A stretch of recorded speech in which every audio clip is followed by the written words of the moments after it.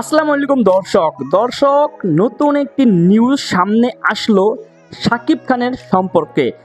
বিগত দিনগুলো আপনারা দেখেছেন শাকিব খানের ছবিগুলোতে কি অবশ্য ব্যবসা তার করতেছে। বর্তমানে যে একটি নিউ পোস্টার শাকিব খানের যে নিউ ছবির পোস্টার আসলো সেটা নিয়ে ঝড় তুলে গেছে প্রিন্স ছবিটির। এবং এই ছবিটি নিয়ে যে বাজেট বা শাকিব খানের প্রাথমিক বাজেট নিয়ে কিন্তু এখন বিশাল আলোচনা হচ্ছে।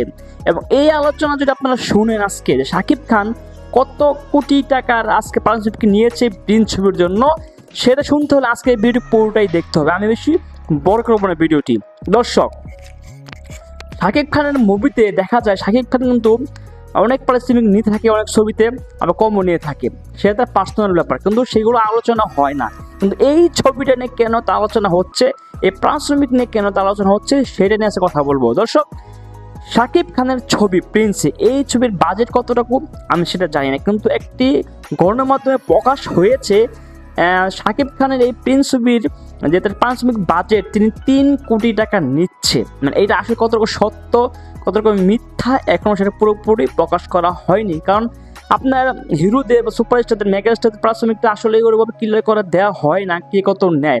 তবে এই ছবির জন্য শাকিব খান অনেক পরিশ্রম করছে এবং পরিচালক যখন তাকে ছবির কাহিনীটা শোনায়, স্টোরিটা শোনায়, তখন শাকিব খান এটা 45 মিনিটের ভিতরে ছবিটা পুরো হিস্টোরি তিনি মুখস্থ করে ফেলে। এই ছবিটা তার কাছে খুবই ভালো লেগেছে, স্টোরিটা খুবই পছন্দ হয়েছে এবং এটা নিয়ে খুবই তিনি আগ্রহী প্রকাশ করছে। এবং ঈদুল ফিতরে এই ছবিটা মুক্তি পাচ্ছে।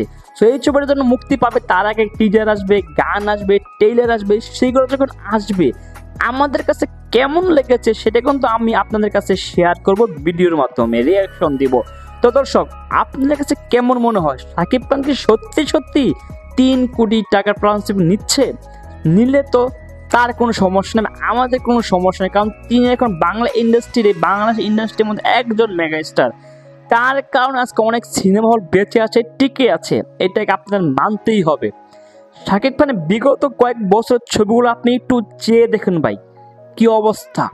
তার যে ছবির বাজেট, তার ছবির ইনকাম, বক্স অফিস কেমন অবস্থা, তাহলে আপনি বুঝতে পারবেন। তো আশা করি শাকিব খানের ছবিটা খুবই ভালো চলবে, আগামী ছবিগুলোর মতন এটা ভালো চলবে। এই ছবি নিয়ে শাকিব খানের অনেক কিছু আছে, প্ল্যান আছে। সো যখন ছবিটা আসবে, টিজার আসবে, তখন আমরা সবাই মিলে ছবিটা দেখবো ইনশাল্লাহ।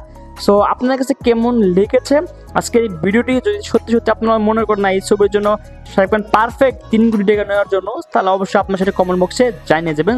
সাবস্ক্রাইবটা কিন্তু করে যাবেন। আল্লাহ হাফিজ।